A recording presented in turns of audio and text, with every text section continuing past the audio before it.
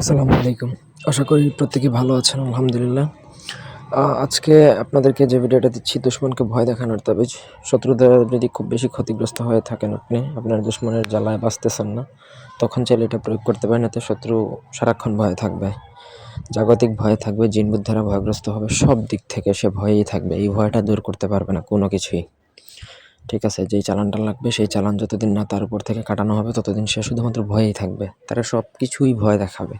এমন ভয় থাকবে যে তার জীবন দুর্বিষহ হয়ে যাবে। সে আর বেঁচে থাকারই তার কোনো ইচ্ছা থাকবে না। কারণ সারাক্ষণ ভয়ে থাকবে।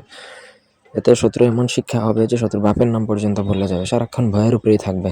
যদি আপনার খুব ক্ষতি করে তাহলে তারে এটা দিয়ে একটা চরম শিক্ষা দিতে পারবেন। ব্যক্তিগত যেকোনো প্রয়োজন কিংবা যেকোনো কাজের জন্য স্ক্রিনে দেওয়া নাম্বারে সরাসরি ফোনে, হোয়াটসঅ্যাপে অথবা ইমোতে যোগাযোগ করে আপনারা আমাদেরকে দিয়ে যেকোনো কাজ করাতে পারবেন, দেশে অথবা দেশের বাইরে থেকে।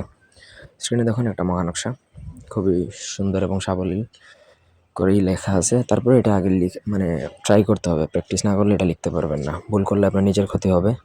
এটা মাথায় রেখে কাজ করবেন। এই তাবিজটা আপনাকে ভোজপত্রে শত্রুর নাম সহকারে লিখে অন্ধকার ঘরে রাখবেন। এমন অন্ধকার জায়গায় রাখবেন যেখানে সাধারণত মানুষ যাওয়া আসা করে না, বা যাওয়া আসা করলেও সেটা খুবই কম।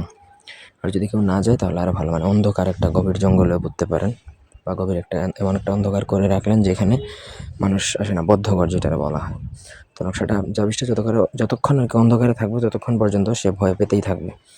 তো তার জন্য আপনাকে ভোজপাতার মধ্যে এটা অরিজিনাল মেশকো, জাফরান এবং কুমকুম এই 2টা কালি একত্রে মিশ্রিত করে তারপরে লিখতে হবে গুরুর অনুমতি সাপেক্ষে। লিখে আপনাকে জাস্ট একটা অন্ধকার জায়গায় রেখে দিবেন। ব্যাস, আপনার কাজ শেষ। আর কোনো কিছু করতে হবে না। বাদবাকি কাজ এমনিতেই চালান লেগে যাবে, অটোমেটিক হয়ে যাবে। তবে এটা অন্যায়ভাবে বা ছোটোখাটো বিষয়ে প্রয়োগ করবেন না। এই ছিল আজকের ভিডিও। ধন্যবাদ সবাইকে।